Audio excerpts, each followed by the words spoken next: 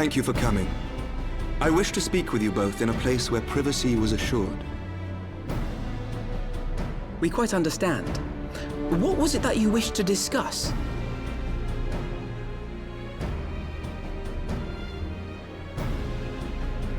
With my father's passing, the seat of the Archbishop lies vacant.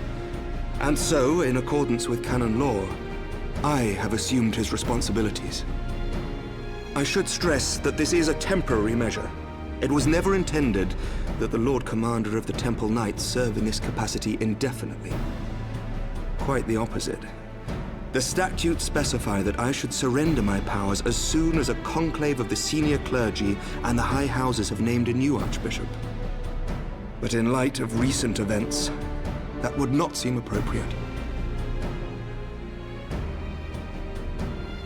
I confess I did not expect you to divulge quite so much quite so soon. The details of the Archbishop's plans, perhaps, but the true origin of the war and all it entails? I too had concerns. But when the Warrior of Light is witnessed returning to the capital upon the back of a dragon, one's options are rather limited. Mayhap I could have concealed certain details, but for how long? And at what risk? Should the truth have come to light in the meantime, how would the people have viewed my silence?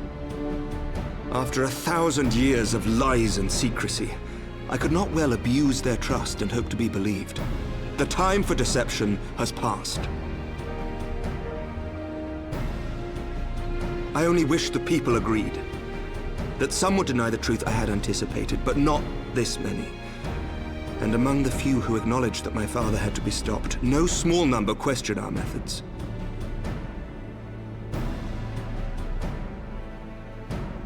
If they suspect a coup, it will not be long before some turn to violence. It has already begun, and that on both sides. Men and women of the cloth are being harassed in the streets. Some have even been assaulted in the Broom. Hilda and her people have formed a watch to help us maintain order. But such measures will not prevent the unrest from spreading. For all our talk of peace, the people remain frightened and confused. For their sake, we must bring the Dragonsong War to a definitive end.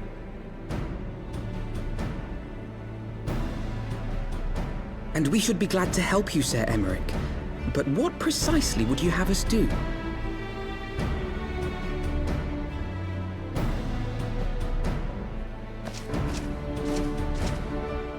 We wish to treat with the dragons of Annex Trine. To that end, I would trouble you for an escort and an introduction.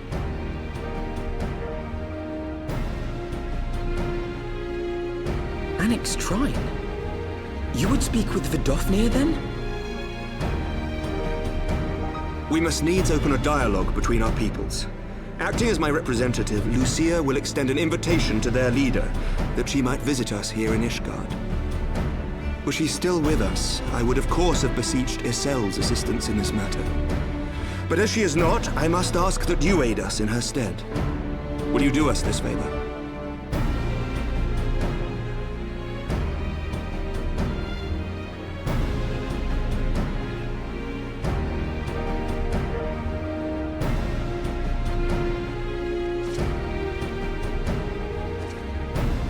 Thank you, my friends. Lucia, I leave the rest to you.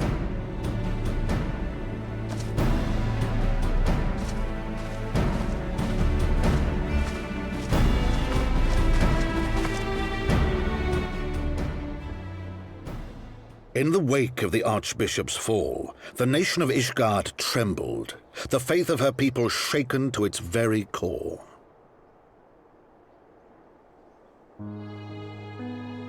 For 1,000 years had they fought and died, certain of the justice of their cause, only to be told that their holy war was born of the sins of their forefathers. What then for those brave men and women, thus stripped of their righteousness but to despair, to deny the truth and decry its speakers?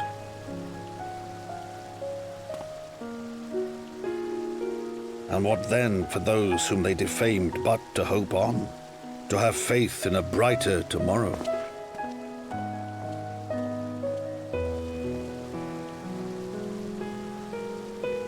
A tomorrow in which man and dragon might live together in harmony, then as distant as the very stars in the heavens.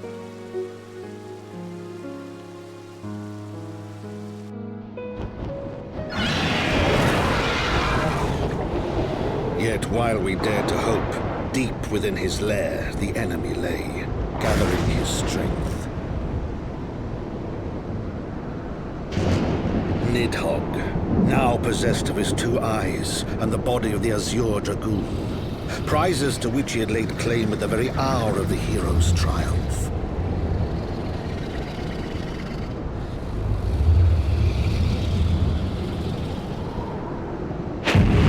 As desperately as we sought the solace of peace, the great worm craved the misery of war. Nor was he alone in his misbegotten desire.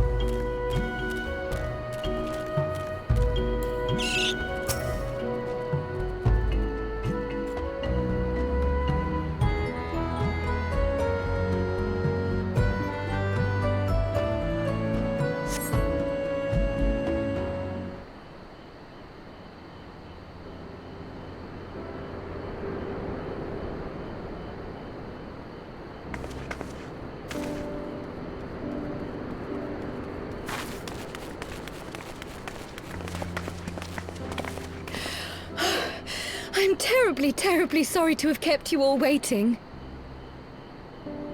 You need not apologize. We arrived but a moment ago ourselves.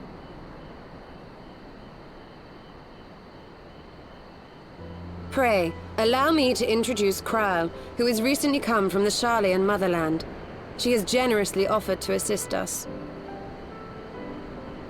Oh, please, think nothing of it. A trip to Eorzea was long overdue. You must be the Warrior of Light. Yes, you certainly do look the part. A pleasure to meet you at last, miss. And who is that I spy but young Alpha No Levieux himself? I dare say someone's grown an ilm or two in my absence. Or are those lifts in your boots?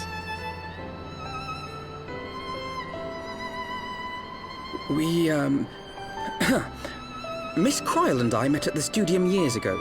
I shall forever be indebted to her for her sage guidance. It was no small task keeping him out of trouble, believe you me. The youngest ever to enter the Studium, him and his sister, 11-year-old prodigies. Suffice it to say, social graces were not among his list of talents. Striding up to his seniors on his first day, head held high. What was it he said again? Thank you, Kryle.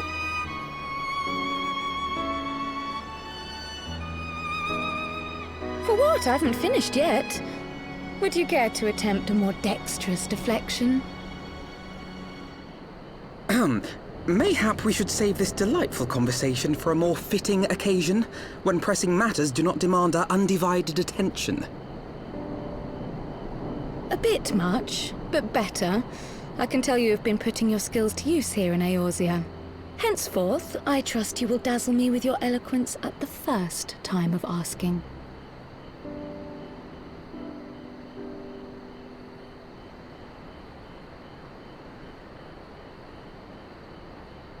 Right, on to more pressing matters. Finding Minfilia and the other missing scions. I gather you have new information to share with us. A new approach, actually. Tataru recounted the tale of your escape, and it gave me an idea. Simply put, assuming Thancred left some manner of trail when you whisked him away, as is almost always the case with teleportation magics, I am confident I can find and follow it. Then what are you waiting for? The wherewithal to do it. The fact is, my abilities aren't quite up to the task. Not in themselves, anyway. If I had Master Matoya's crystal eye, on the other hand... Then let us all call on her forthwith. I think it best you explain your plan to her in person.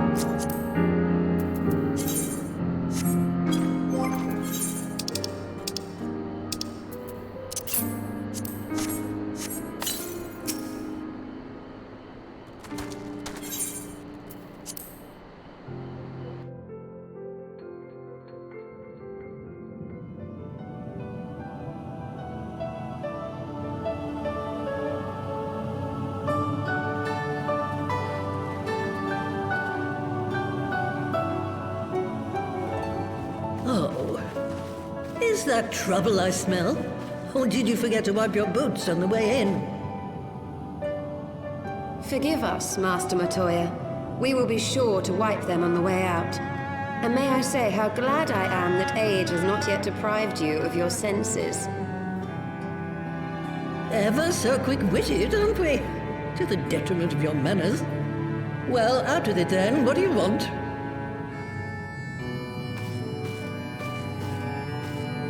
Pray, allow me to introduce myself, Master Matoya. I am Cryle, of the students of Baldessian. I hope you will excuse our unannounced visit. Baldessian, you say? Ah, yes. The old coot set up shop on the Isle of Val, didn't he? Regrettably, our Order's headquarters and the Isle itself were obliterated by a magic of immense power. I have the blessing of light to thank for my own preservation. Cryle, you too possess the Echo. Well, yes, of course I do. Our Order is devoted to uncovering the mysteries of Hydaelyn and interpreting her will, particularly through the study of her gift to us. It was in the course of these studies that I met and subsequently befriended Minfilia. She and I have rather a lot in common. I had no idea. You weren't supposed to.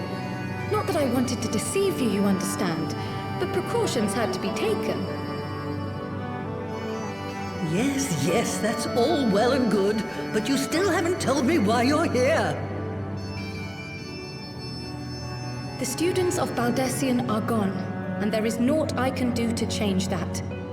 But the signs of the Seventh Dawn can yet be restored, and my dear friend found. You have in your possession an ancient crystal of light, one you call your crystal eye.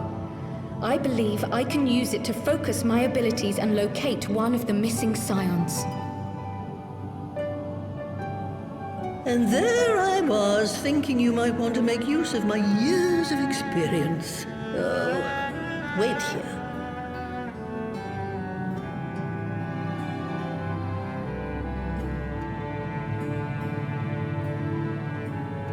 Long did I ponder the nature of this crystal and its familiar radiance, but never did I suspect it was a crystal of light. On the cusp of an umbral calamity, souls blessed with the power of the Echo invariably appear. To aid these, her chosen warriors, Hydaelyn bequeaths to each a slither of her strength in the form of a crystal of light. But as her strength wanes, so too does the potency of her gifts. This crystal, born of an earlier era, is infused with a power far greater than those of this age. You could travel the length and breadth of the land and not find a crystal even a fraction as pure. Its value is beyond measure, as are the risks inherent in its use. No two manifestations of the Echo are alike. I, for example, can converse with beings of every shape and size, excepting beasts, contrary to what others would have you believe. Language has nothing to do with it, of course.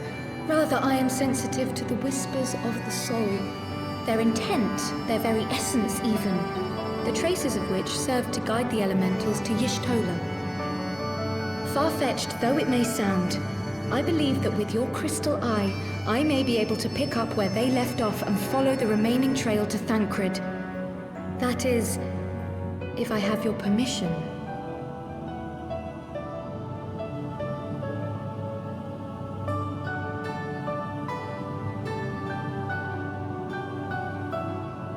Well, the poor sod's not going to find himself. So, as long as you don't drop it or take it out of my sight, you may do with it what you will. Thank you, Master Matoya.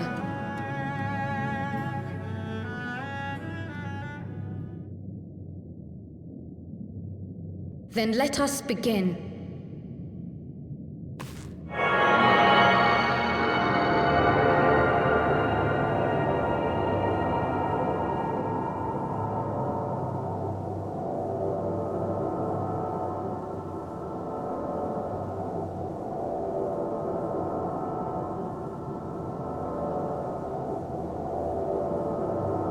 From the Black Shroud, the trail continues to the north and west, towards a mountain, the foot of Som Al. It was a near thing, but he was not deposited within the rock, I think.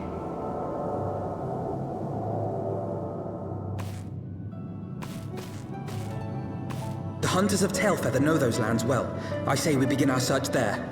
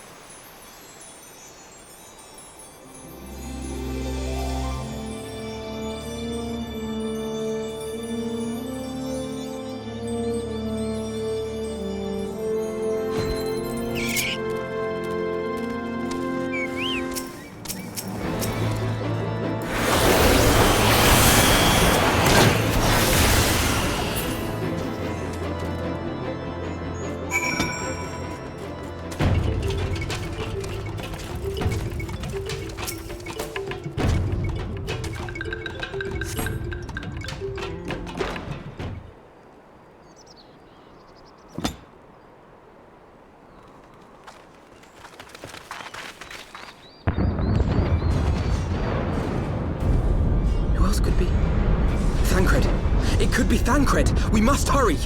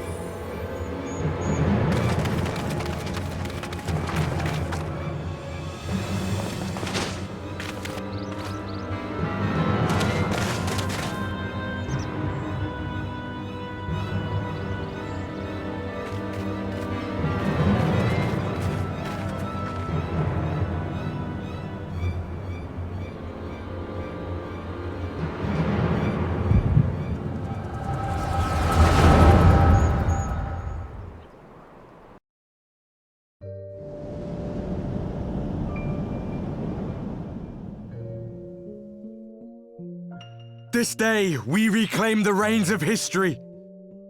This day, we rid ourselves of the Ascians forever! Fools playing at heroes, all of you. Is this how you believe you can save your world? We can and we will, Ascian. You shall see. Or perhaps you will not!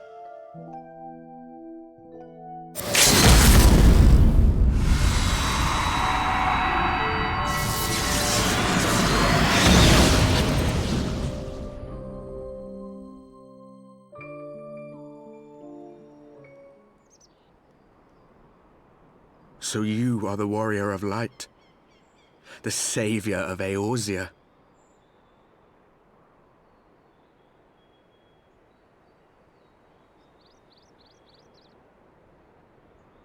It's a wonder you didn't come sooner, what with the primal and all. Lost a step, have we? Have care. The ether moves strangely around him. It would seem we share a common enemy. Mayhap you would tell us who you are.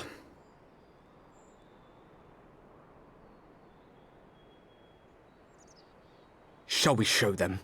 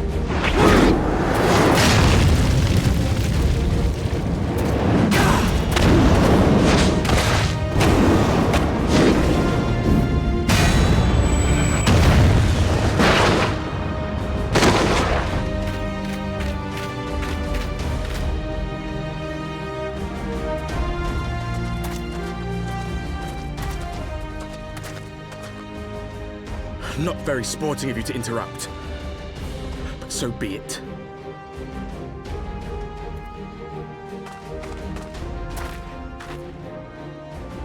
Mark well our faces, warrior of light, for we are the warriors of darkness, walkers of a different path, and we shall meet again.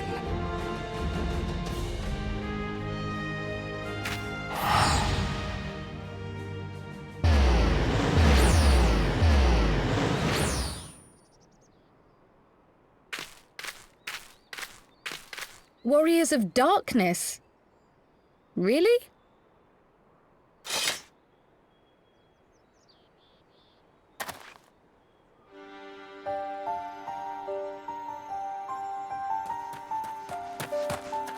Thancred! Are you all right?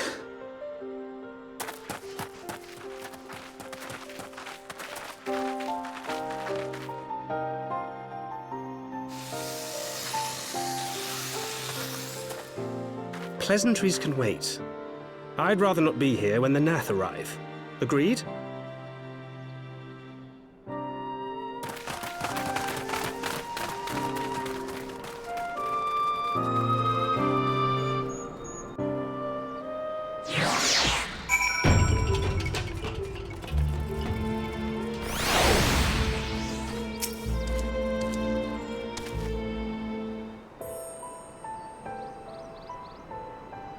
Suffice it to say, our reunion was not at all as I pictured it. Waiting until the last instant to join the fray. 'Tis plain you have not lost your appetite for the dramatic. My appetite for the dramatic? Have you forgotten the circumstances of our party? The heroic last stand, the tunnel filling with light, and then... Had I known you intended to use forbidden magics to deliver me to some god's forsaken wilderness, I would have thanked you in advance. Thancred.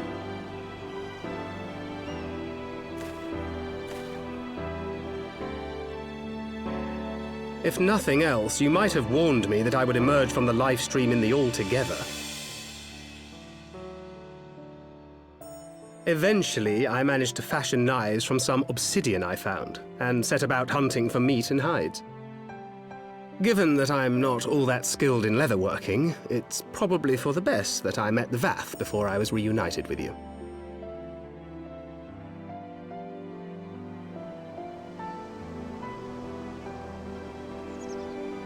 So you were the fleshling clothed in skins of whom the storyteller spoke?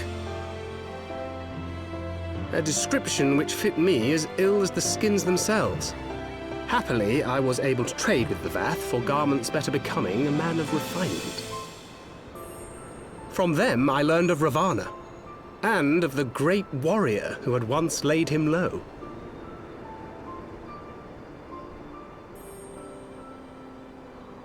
And thence did you conclude that were you to track the Primal's movements, it would surely bring you into contact with the Scions once more.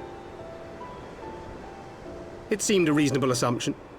I could think of no one else with your enthusiasm for slaying beastmen gods. Until now, that is. Ah, yes. The self-proclaimed Warriors of Darkness. 'Tis only fitting that they stand in opposition to the Warrior of Light, I suppose. I glimpsed the leaders past, if only for a moment. They were confronting a man in black. An Ascian, I think. If these warriors are capable of doing battle with Ascians and Primals both, they must be possessed of powerful protection. Protection not unlike the Echo.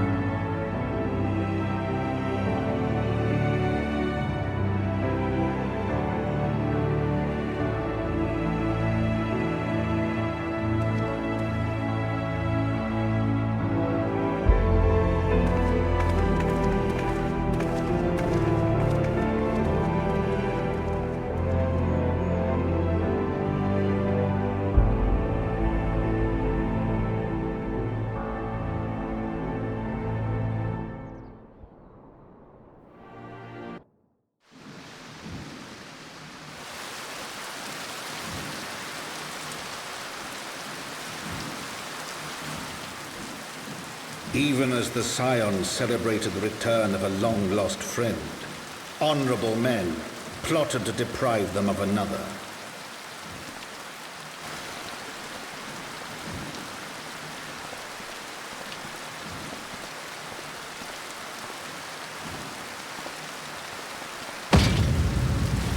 Honorable men, to whom Sir Emmerich was no hero, but a scheming patricide.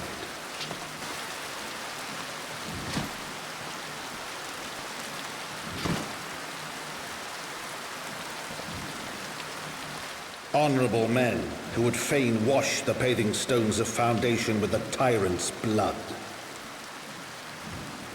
Honorable men whose knife in the dark was the spark which set the city aflame, and who sang as it burned.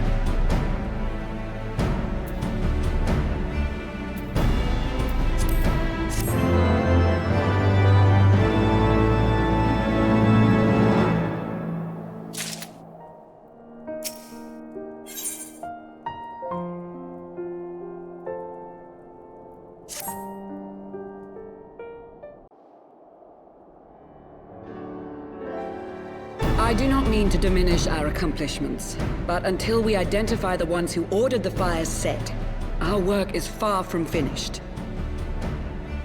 Between the various conservative and religious factions in Ishgard, I dare say there's no shortage of parties who would like to see the status quo preserved. Do any likely suspects spring to mind?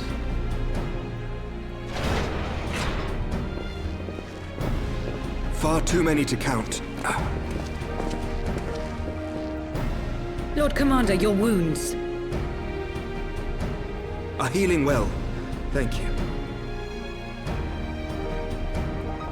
Time is of the essence. Lest we forget, these men would sooner put their own city to the torch than see it change. When our enemies learn that we have apprehended their arsonist, there is no telling how they will react.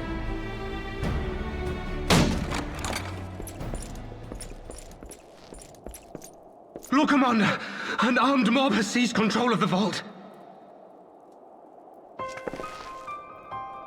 And now we know. Tell us what happened, sir. Spare no detail.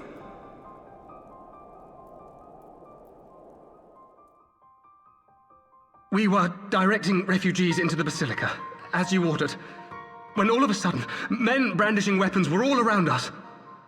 It happened so fast, my lord. We had no time to respond. They've taken the refugees hostage and barricaded themselves inside the vault. And they sent you to deliver their demands. They, the true brothers of the faith, demand that a conclave to select the next archbishop be held forthwith. Furthermore, they declare that you, Lord Commander, are guilty of patricide and high treason, and that you must surrender yourself at once to receive of the Fury's judgment.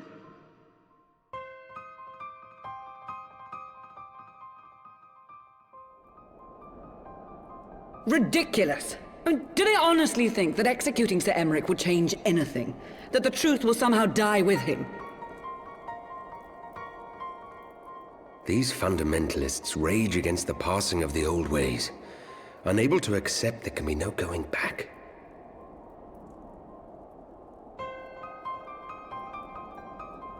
Given the fanciful nature of their demands, a peaceful resolution does not seem likely. If the hostages are to be rescued, it will be by force, I fear. Agreed. Lucia, take a contingent of knights and establish a perimeter outside the entrance. At once, Lord Commander. Hilda, I need your people out in force throughout the Broom. When word spreads of the situation, the friends and family of the hostages may try to take matters into their own hands. I will not give these militants more targets.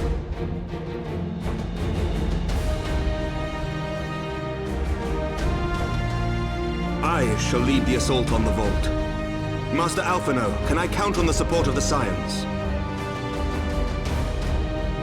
Of course.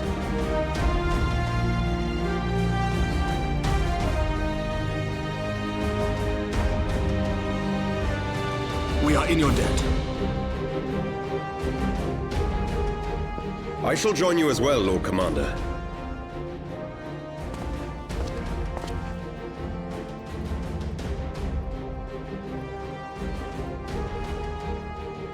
Your assistance is most welcome, Lord Atwarel. To arms, then, friends. Time is against us.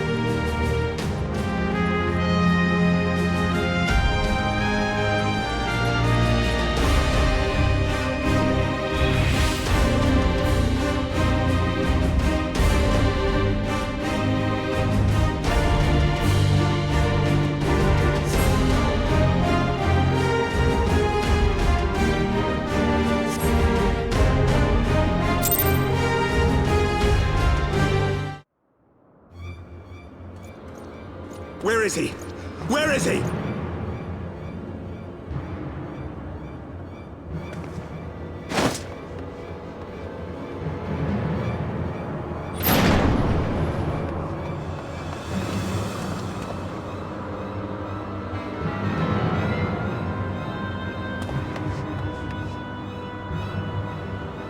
Come no closer!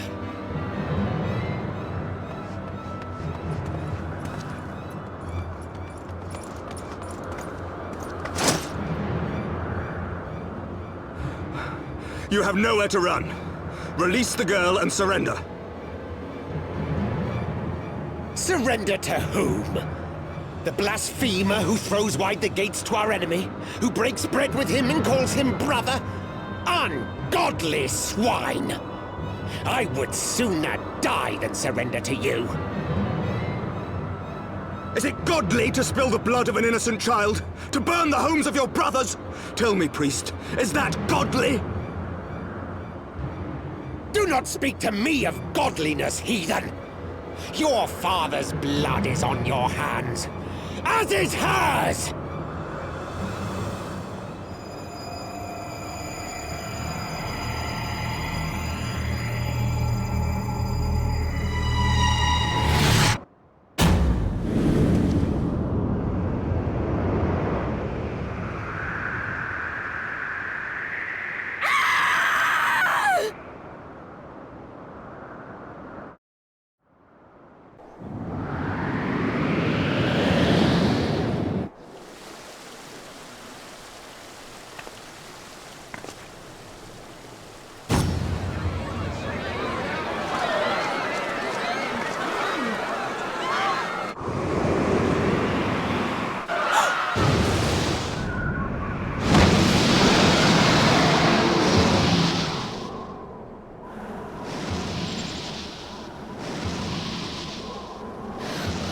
What? But I...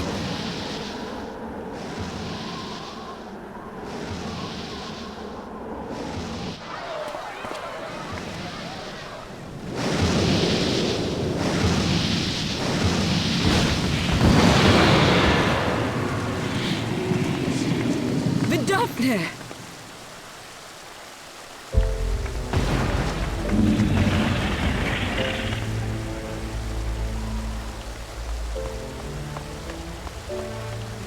Well met, knight. Mayhap I chose an inopportune moment? Not at all. Pray forgive us this most unworthy reception. We are honored to have you with us, and right glad of your aid. Fortune delivered the child unto me. I had but to receive her.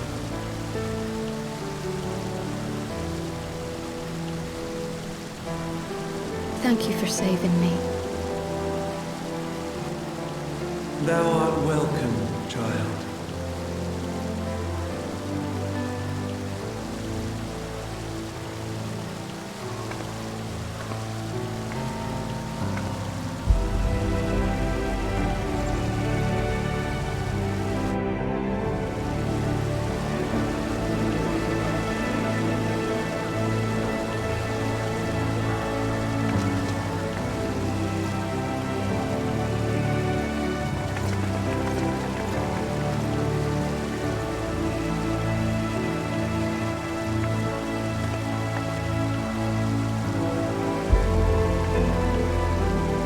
Never did I think to be indebted to so unexpected a savior. But full glad am I to be so.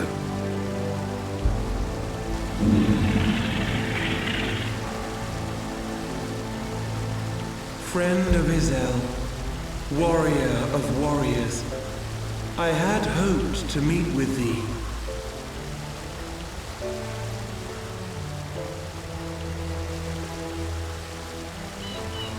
I bear a message from my sire. From Ffxiv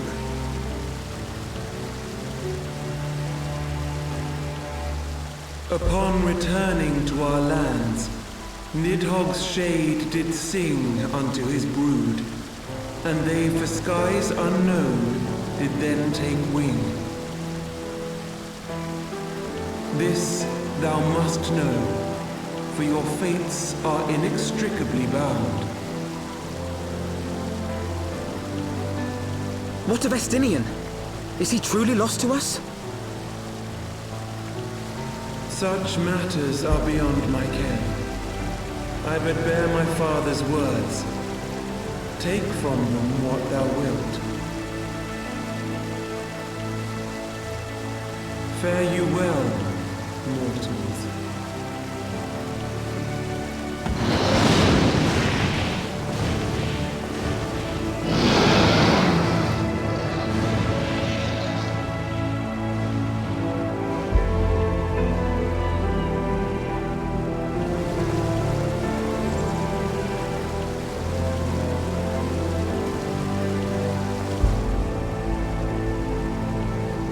So it is as they say then. A great white dragon swooped down from the heavens to rescue an innocent child. A most unexpected turn of events, but not an unwelcome one. The people will not soon forget this day. Yet how will they choose to remember it, Sir Emmerich? And will these events serve to bring man and dragon closer together, or drive a deeper wedge between brothers? After 1,000 years, the world these men once knew is changing, and with ungentle swiftness to boot. Though their actions are misguided, their sentiments are only to be expected. You may be sure that others will rally to their cause. I share your desire for lasting peace with the Javanians, I do. But I would not see it built on the bones of our countrymen, nor on our own.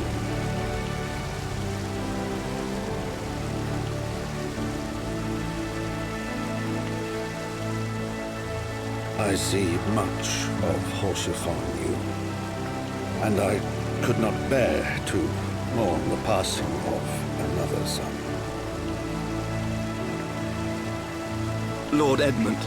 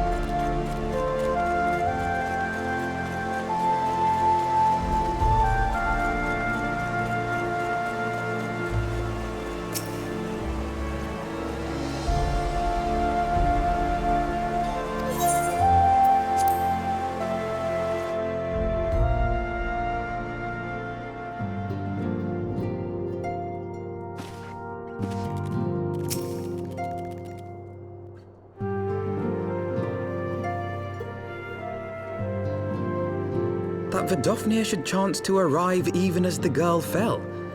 Truly, I could not have planned it better myself.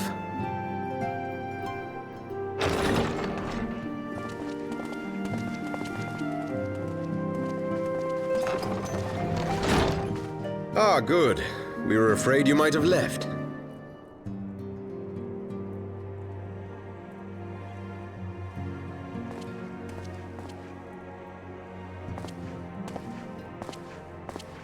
A shield, my lord? Fit for a true knight. An expression of our gratitude to you and yours, long overdue.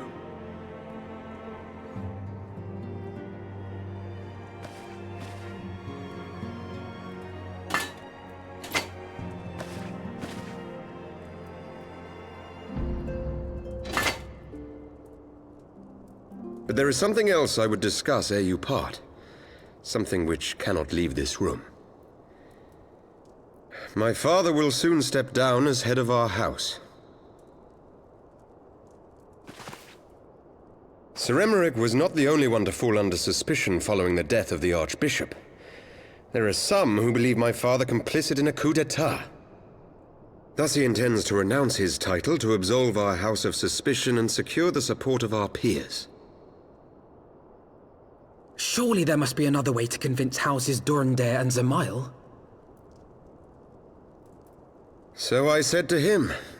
Alas, he will not budge.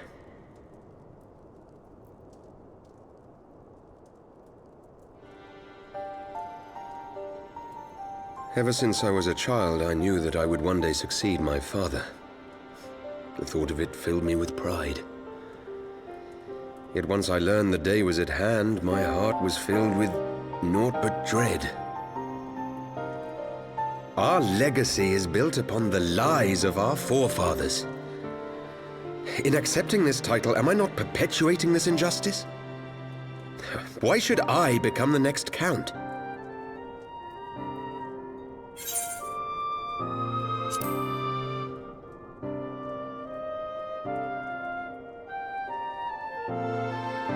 You sound just like him.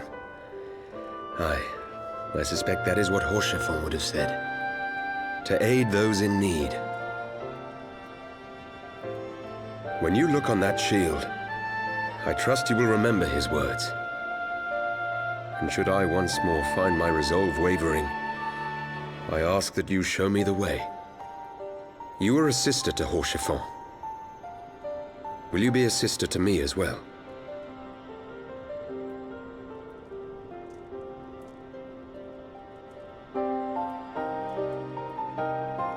Come, Manalaine.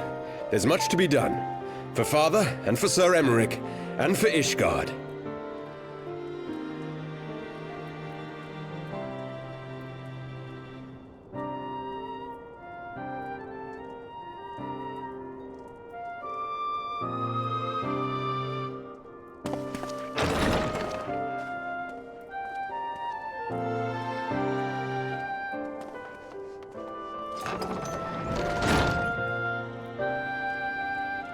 To think we share the same blood. Pray excuse us.